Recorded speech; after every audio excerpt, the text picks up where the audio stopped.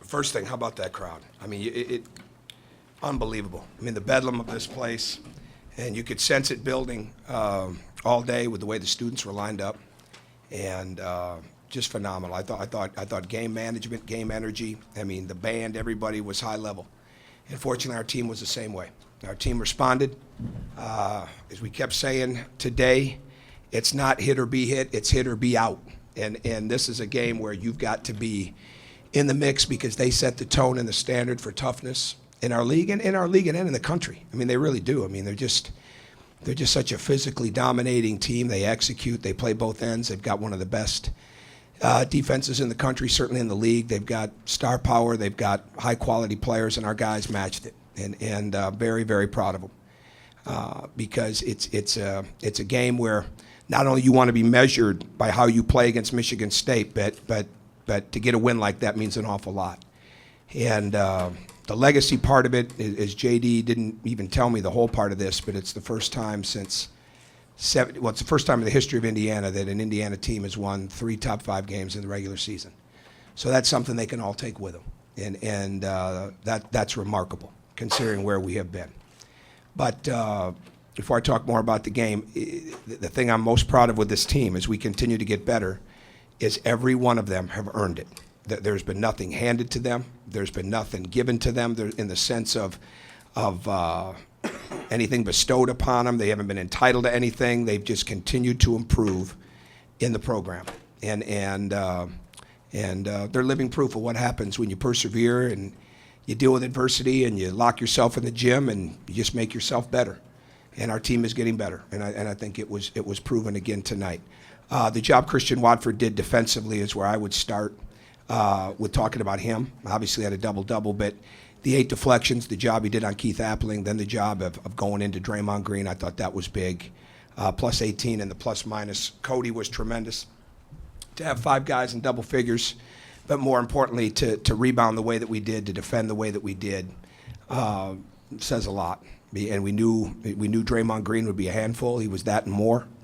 But I think with the exception of a couple buckets, we made them earn them, and we did a really good job on other guys. So our guys continued to battle. They're doing a very good job for the most part right now of executing by recognition, of recognizing what's there in the break and when it's not, making sure that they bring it out and that they play, and very proud of the way that they played. And again, I feel good about where they're at, but I feel even better about how much better they can get.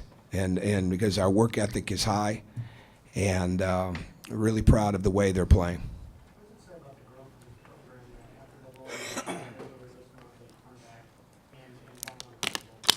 Well, I think it's like anything else. When you go, and every team is different, okay, and every season is a new season.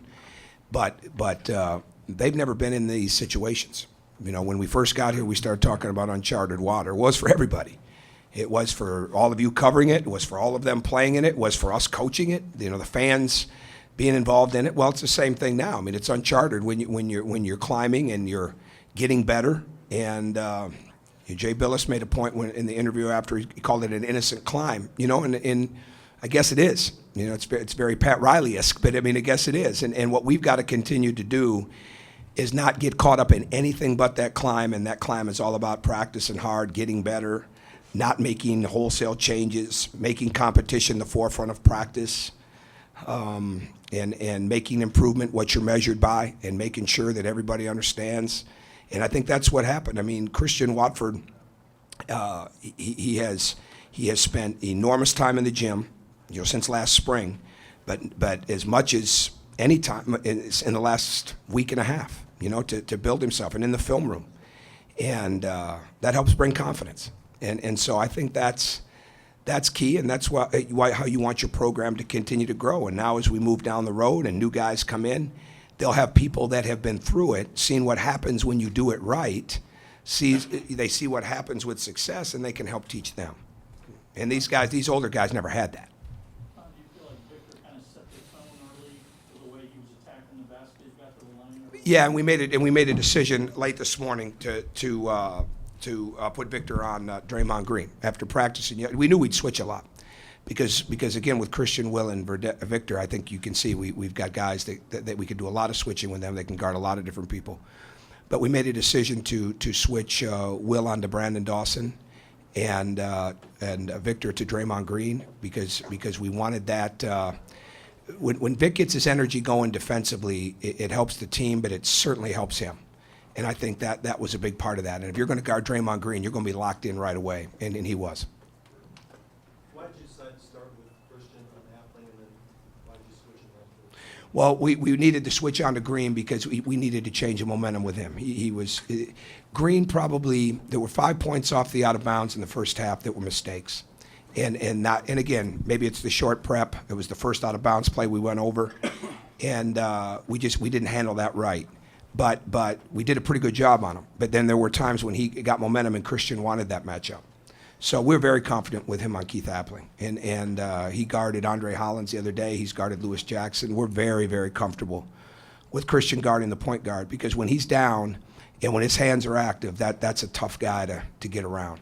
And we made some adjustments on how we guarded Keith Appling from the first time. And he hurt us a couple times with it, but for the most part it helped us. And Christian's a big part of that because of his awareness. Very, very smart player. I mean, extremely smart. But again, the story of the game for him, outside of the defense on Keith, was the rebounding. Coach, after the game, Coach Izzo said that the two keys to the game for you guys today were Victor and Cody. What do you think has made Victor get into that conversation as being really one of the keys to your team and one of the better players in this league? Well, I think he just gets better and better. I think he epitomizes the program. I think he keeps improving.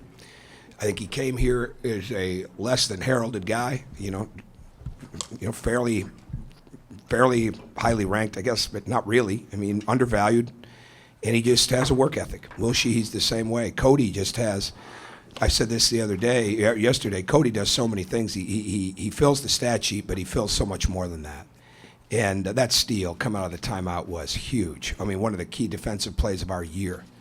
But because that broke momentum's back right there and put it back with us. And those guys just continue to understand that defense controls so much. But this is not a situation where one or two guys led the way. This was a team effort. I mean, Jordan Hall's played phenomenal. What I was most proud of with Jordan tonight is he controlled the game, and then when Jordan moved right on. If something didn't go right, Jordan moved right on to the next play. That's tremendous growth for him because he beats himself up so bad when he makes a mistake, and that hurts our team. So when he can make that adjustment real quick, it really helps us. Matt did some really good things. Certainly Will and Verdell were really good. I mean, so it was a team win. I wouldn't single out one or two guys as being just the guys that changed the game. I thought our team changed the game from the way they started.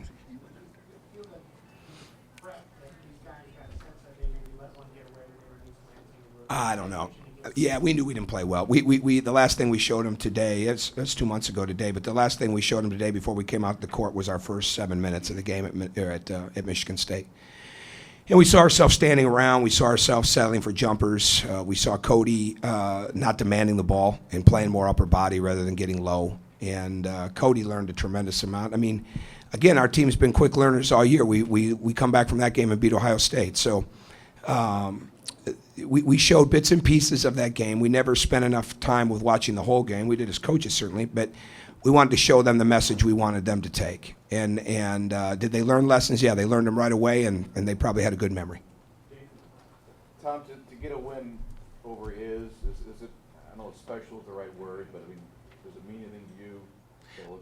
It means something that when you go against great coaches, and I've had a chance, as a head coach going into the first year when you're in a league with Denny Crum and Bob Huggins, and the next year it's John Calipari, and right after that it's Rick Pitino. When you're going against great coaches, you certainly, there's a little more to it because you're spending so much time looking at how they do things inside the game and inside, okay, when you're getting ready for another game. Michigan State is always going to be one of the first games if they played a common opponent that we're going to start with.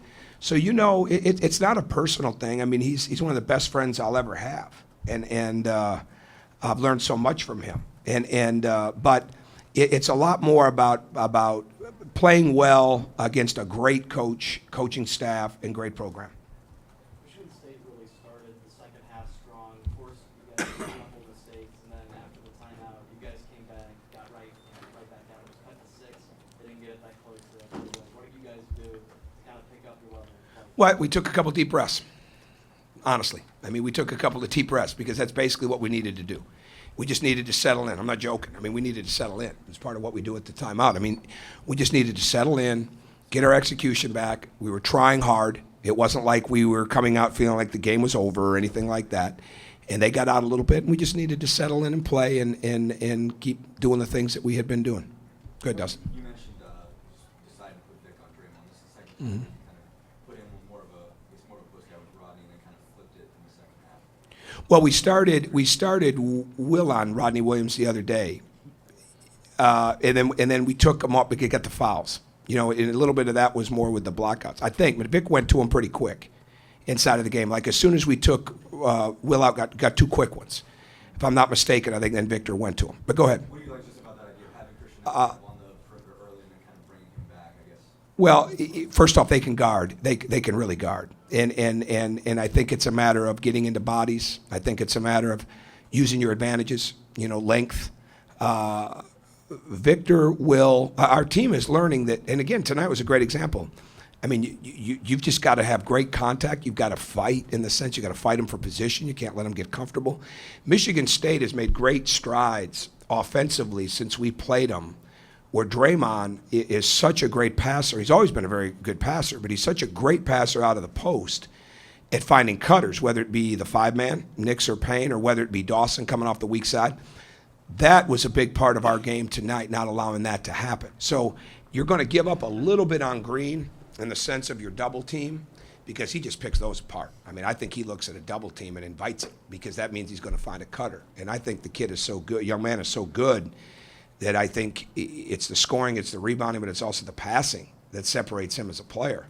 So we knew there was some risk with that, but we didn't want to let his passing pick us apart either. I don't know what he had assist-wise, but it wasn't. He didn't find the cutters that he usually gets. But with that being said, then if you're going to be in single coverage more, then you've got to have guys that are going to really get into his body and get low and fighting for position. And for the most part, we did it. He earned his baskets. Well, I'll be shocked if we don't see it on the film outside of one transition shot and a couple baseline out of bounds. I think he earned his baskets. Coach, you talk about edge a lot. Is this the best game? I don't make proclamations like this is the best we've had. We got to keep getting better. It was real good. It was really good, but we got to keep getting better. So there's no way I would come out with a definitive, and we won a lot of games, and this was a big win. But this team can get better, and their edge can get better, and their tenacity can get better, and their execution, all those things can get better. What did you say to Christian when he came off the court after you banked in the 3? Looked like you guys were Oh, that was all about that's all about defense. No, that was all about closing it out with the rebounding. I didn't have a problem with that. I mean, he followed through. I'll be shocked if we don't see that when we watch the film. I mean, no, I'm not. I get concerned about bad shots, but it's all about the next play. I mean, especially in that situation, we needed to continue to control the game. I had no idea they didn't have any points off offensive rebounds, but we just needed to control the game. He was a tenacious rebounder tonight, and we could not have that let up. You've had Final 14, you've had a lot of good teams working. Is this the most satisfying season you've ever had coaching? I'd have to think about that. That'd probably be more for the end. I mean, it's. I wear this watch back when they gave watches to go into the tournament from 2006, because we had a team that made the tournament, was picked 12th in the league. And we had 3 freshman guards and Steve Novak. And Steve Novak went from being a guy that didn't get many rebounds to a guy that ended up being 5th in the league in defensive rebounds. So, I don't know if I would be able to do that. I love the way this team has continued to grow. That would be much more of something to think about at the end of the season. I think this team's got a lot of basketball left in it. I really do. And so my biggest thing is making sure that we just continue to put them in an environment where they know they have to get better, not where we want them to get better, not where your hope is that they get better, but where they know they have to get better. And if we can continue to do that, we'll improve. Then we'll look at it at the end of the year. One more question. You kind of started on this, but to beat this team